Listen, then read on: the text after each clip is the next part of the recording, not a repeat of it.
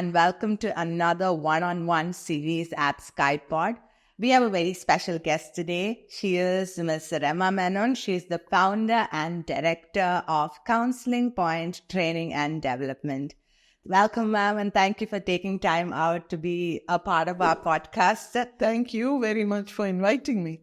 Okay, so today we will be diving into the ever-evolving world of higher education, from the impact of technology on learning to the importance of making students job ready.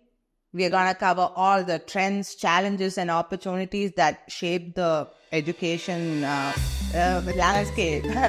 So whether you're a student or educator, I think this is a podcast for you. So without further ado, let's dive right in. So going back, why counseling? Well, I moved into Dubai in 1998. It's been a long journey. And when I came in, I secured a job as a counselor at Indian High School. And at that time, I recognized the fact that people were, especially young children, they weren't sure about what they wanted to do in life. And there was a lot of questions around careers and higher education and things like that. So I felt that that is a need area which I could address. So that's how I went into career counseling. But was this always part of your plan to become a counselor? I have a background. My master's is in medical and psychiatric social work. Okay. So when I was in India, I worked with NGOs. It has always been with people. But here the focus shifted to young adults. It has always been families and helping families and all of that. But when I came here, I recognized the fact that this is a very important and crucial area that needed attention. So I decided that I should, get into this space and help families as well as children. Okay, so it's been 2 decades or over 2 decades since you're into this. Have the questions changed, like in the sense that because the education system has changed or has experienced a lot of changes, so has the job market. So have the questions of the students changed over the years? Definitely. There are some underlying reasons why people seek career counseling. Basically because there's confusion, they're not sure about what the future holds. But now, with a lot of technological advancement, with AI coming into the picture, with ChatGPT and all the rest of it, students are also very concerned about their futures. And we as adults, as educators, we are preparing them for a life we ourselves don't know about. So obviously there are concerns, but what I always tell parents, children and young adults is that as long as we are lifelong learners and as long as we are resilient enough to embrace change, nothing is going to frazzle us. We can just adapt and go on with things if we are able to understand where our strengths lie and where we can contribute to the world. So there's this thing that, they're too informed because of all the technology and, you said the advancements that are there. Don't you think too much information sort of confuses students? So in a way, you're right. Because when I was a young kid in the threshold of high school, I did not have as many options as the students today have. So obviously, when there are so many options, the plethora of things that they can do does cause confusion and does have an impact on the choices they make. But which is why I believe that we as educators, whether we are in a school, whether we are in a counseling center or a university, we need to give them tools which makes them reflect about themselves, do introspection, to become more self-aware, to empower them to make choices that are going to be good for them in the future. So when a student comes, do you psychoanalyze the person? Because I'm pretty sure that young or some teens or mid-teens or those who are just early adulthood, they really have no clue about career or what they want to pursue. They just go according to the flow or something. So do you know the questions beforehand? I'm not I'm not a magician. I do not do any kind of psychoanalysis. But yes, in certain cases where the student has a lot of confusion and is unsure about things, we do administer something called a psychometric assessment, which then tells us about their interests, their innate abilities, which is their aptitude, their ability to work in teams, various criteria, which then tell us what the student's strengths are, which then helps us identify certain careers that would be a good match. But I'm not in this business of psychoanalyzing anybody. Okay. That's not my role. All right. So, how has the job market changed in terms of the demands or the challenges or the trends? So, what is the most trending sort of job or sought after job right now? Right. So, when I first started, a lot of emphasis was on business, especially in the UAE. A lot of family-run businesses, lots and lots of different entrepreneurs setting up business, lots of places where students could enroll and get jobs, right? But today, the country is focusing on STEM, science, technology, engineering, mathematics. And so there is a shift. So earlier, we did not have as many options with computers, and people also did not understand the far-reaching consequences of things like data analysis or data science or all of the computer-related courses. So today what I see is students are looking at things that are trending, but there is also some amount of danger in that. So I always tell students, it's not what is trending that is important. It is about your aspirations, your skills, and your abilities, and to make the most of those rather than run after whatever is trending. Okay, so during COVID, we saw a lot of online learning and online certifications, and most of the things sort of shifted online. So has there been a global impact, and has it changed the sort of landscape of higher education itself, wherein people feel that it's better to sit at home and take an online degree rather than physically being present in a college? Right. So a lot of universities have started offering hybrid courses where you do part of it online and part of it face-to-face. I also see a lot of young students from school take on online short-term courses through Coursera, Udemy, edX, just to understand whatever area they are wanting to dabble in or dive deeper into. For example, right now I have students who are doing biotechnology, have students who have taken up short-term courses on data science and things like that. But nothing will take away from physical going to a university kind of a experience, because all said and done, the relationships, the networking that goes on, the kind of relationships you build, the kind of exposure you have in a physical atmosphere, in a university, is far greater than those that you get through a computer. So students who want that, who would like to build relationships, want to have that networking, want to get to know their professors, all of that, definitely would choose the traditional approach. It's mostly students who are going back to university after a gap, and if they want to hang on to their jobs, they then go for weekend classes, and some of it is done online. So if you were to weigh the pros and cons when it comes to online learning and in-person education, do you think the cons are more in online education? So there are pros and cons in both. For example, when you're doing online, you can do it at your pace, right?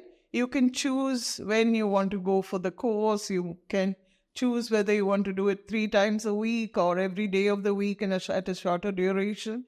But at the same time, the whole experience of being in an atmosphere where there are many like-minded people, you miss out on all of that. But for some people, that may work better, especially if they are in jobs that require their full attention, but they really want to upgrade their skills or they want to improve their lot in life. So they need to have those a qualification to hang on to, right? Even if you want a promotion, when you have a better qualification, it helps you. It also enhances your learning, because every day, lots of new things are being introduced. So when you go and study, whether online or physically, you learn so much that's, just not possible without going through a course. So let's just hyper-focus on UAE now. Yeah. So do you feel that students in the UAE prefer going outside UAE to study, or do they prefer being in the country? Right.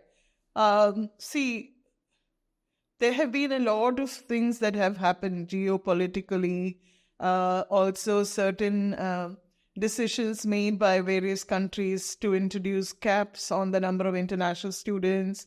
There, for example, Canada and Australia have introduced a cap on the number of international students, which means they're not giving out as many visas as before. But it is only to regulate people who are coming in, and they want only genuine students to come in, right? So I understand that, but it's also giving a negative message to some students. They feel they're not needed or they're not wanted, right? And the other thing is, because of all the negative things like war and also safety considerations, some students prefer to be home when they are straight out of school. So they would consider going for a master's after they've finished the undergrad over here in the UAE. What about the job market in the UAE? So once they graduate, are there a lot of opportunities for the students here? So it's a transient thing.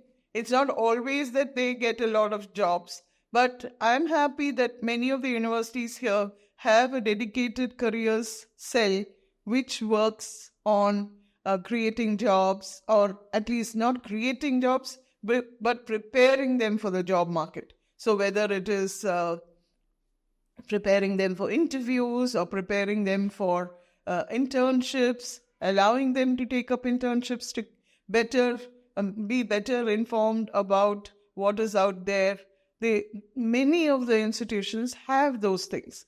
Some don't. And like in any other part of the world, Vasta or networking or knowing someone helps.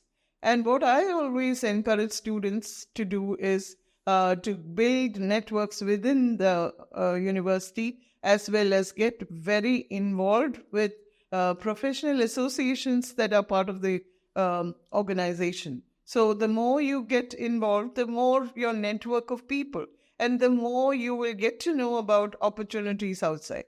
So it's not to say that there are hundreds and thousands of jobs, but if you are quite discerning and well prepared, there will be jobs.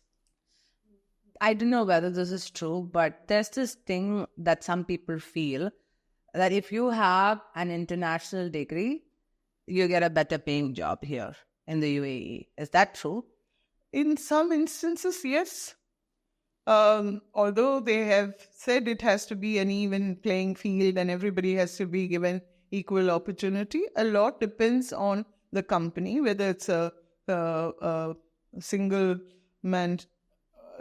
person owner or an MNC. A lot depends on the hiring and firing processes of the HR department there. It is not necessary that you have to have a foreign degree to get a better job. But what about the other side of it, in the sense that the students go to a European country for that matter? Do they get the same opportunity that they would get back home, or would they get better ones? Again, this is something that is directly related to the student and the environment he or she is being exposed to. So in certain institutions, they have plenty of opportunity.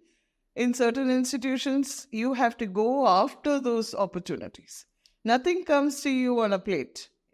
As you well know, all of us have to work towards our goals. It's not as though somebody will come and tell you that, hey, we have this opening. You have to find those openings by getting involved with various activities that will show the way. It will also, I feel, when you get involved and give of your time, you're better prepared and more empowered to take decisions that are in your favor or in your interest. You mentioned that networking is very, very crucial when it comes to getting into that career job market scene. Can you emphasize more on that, how important networking is? And for students outside the college, outside the university, how can they network with corporate players? Okay. There are many different organizations, okay? Whether it is a Toastmasters Club or a business club or a Sharjah Ladies Club. There are very many organizations that allow you to meet and network and get to know other people. And the more you go out of your comfort zone to get to understand other people, the better you're able to know of yourself and of opportunities outside. It's always said, right, that the best things happen outside of your comfort zone. We are always reticent about going and meeting people out there, putting ourselves out there to... it may be that we are conscious about ourselves. Maybe we are innately shy. But it's only when we start going out and getting exposed to different people and different cultures and different ways of doing things that we will also become culturally and socially aware. And that's why I feel UAE has so many opportunities for us to become culturally aware. And, it's important because when we go into the workforce, we're not likely to be working in only our own social milieu. We will be working in a very international organization. So the sooner we get used to that idea, the better it is for us. With safety and security becoming a major concern factor among students and their parents for that matter, do you think UAE poses itself as an attractive place to pursue higher education? Not just for people who are currently living in the country, but also those from other countries? I'm seeing a lot more happening in that space. So we have, I don't want to mention countries that are going through turmoil. We have so many African countries that are going through war. We have the Ukraine and the Russia war. We have so many terrible things happening. The Palestine issue.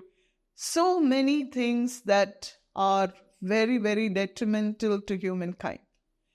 But I see that UAE is embracing of different cultures, accepting of different viewpoints, and it's easily one of the most safe and secure environments that you can think of.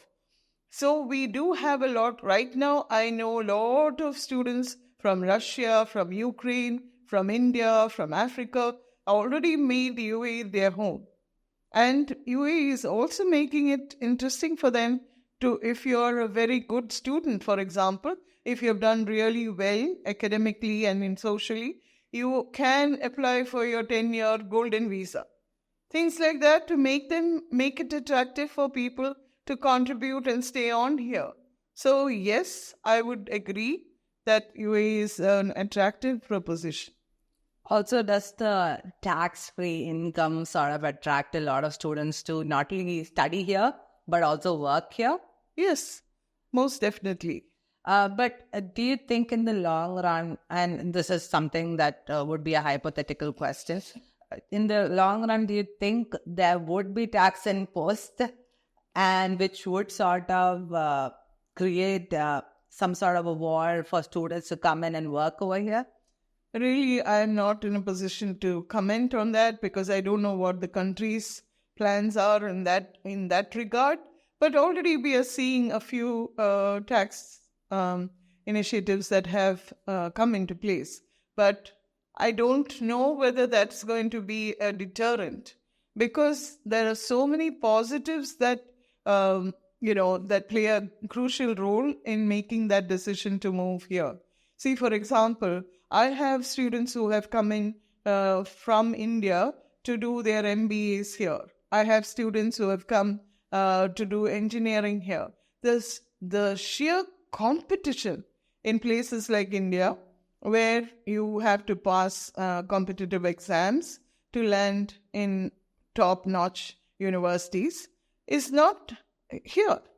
So you can get into a really good university if you have got a decent score in your final examinations, whether it is in high school or university. So it's very much closer home. For example, if somebody is coming from Pakistan, somebody is coming from India, so it's not too far away. So if they're going home for summer or they can go home during winter breaks, it is close enough. Should they have an issue, should they feel homesick, somebody from the home country can come here, right? So I feel all of those factors can also contribute to making that decision. Also considering the affordability, do you think UAE is now an affordable option compared to, for example, the US or other European countries? I wouldn't say so much with European countries because it's almost at par. Some of the universities, I have students studying in Netherlands, students studying in Spain, UK. So some of those courses are at par financially. I mean, but then if they're staying here, they save on housing, they save on food. They say, there are some positives about staying back at home. But places like US and Canada are pretty steep. But then because they have 4,500 universities in the US, you can pick and choose something that fits your budget as well, right? So it's all up to us as students or educators to find the right fit. We see this trend among students outside UAE who go pursue their higher education in a European country or in the UK or Canada, that they pursue part-time jobs. If the same trend were to happen over here, do you think the part-time job is sorted over here for all the students? We are already allowing students to work part-time. And there aren't many laws related to that in terms of how many hours. For example, I think in the UK, they're allowed to work only 20 hours a week. That's right. So is there a stipulation like that over here in the UAE? I don't think I'm not aware if there are any such stipulations, but I do know some students have opted for the 2-year MBA rather than the 1-year MBA so that they can work part-time.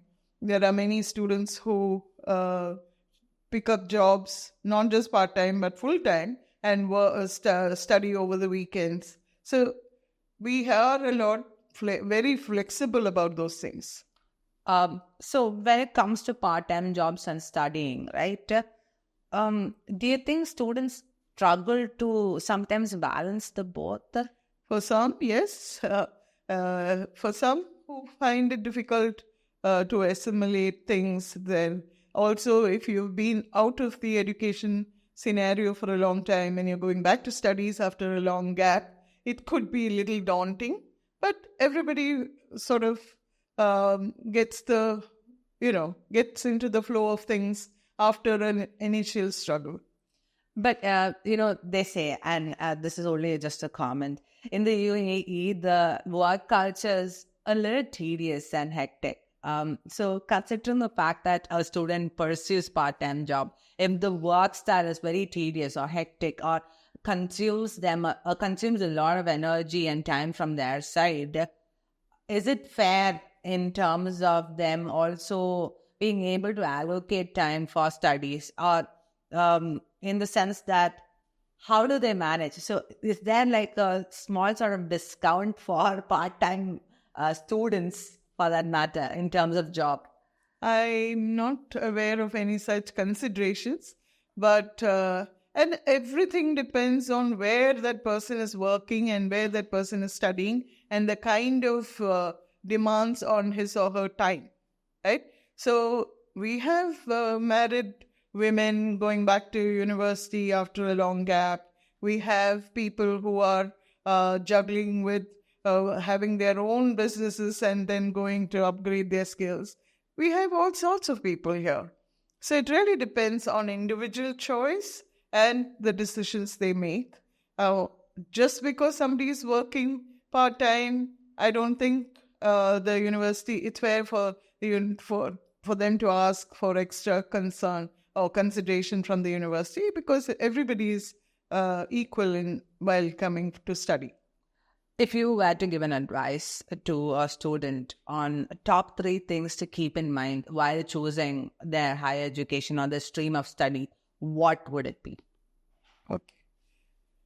So one of the first things I would tell students is to not heed to herd mentality. Don't do things because your friends are doing it. Don't choose based on what your cousins are doing or your best friend is going in for. You have to be very true to yourself and see what resonates with you. What are the subjects that you like? What are some of your interests? What are some of the things you'd like to do in the future? Those should be the ones that make you decide on a particular stream or a particular course while you're at university. And I also, like I said earlier, I wish to reiterate, don't go by what is trending now, because what is trending now may not be trending after 3 years, 5 years, 10 years. You have to choose what is best for you as a person. And your parents are well-meaning. Sometimes they may also impose their dreams on you. You have to be aware of that. And you need to choose wisely. But let me tell you also, what you choose now is not going to be full stop. There's no full stop to learning. We all have to keep continuously upgrading our skills. Otherwise, we will be dodos, we will be dinosaurs that will be of no use to anyone. So just have that in mind, that you have to constantly learn, constantly upgrade your skills. And then you're all set for life. Thank you for that. So it's been 2 decades, right? Over 2 decades. What do you think does the next decade hold for you in terms of future of higher education? I'm very positive. I know that education holds the key to a lot of problems in the world. I think that the more we go outside and study, the more we reach out to people from different nationalities, different countries, different social strata of society, all of that, we benefit. We learn so much from each other.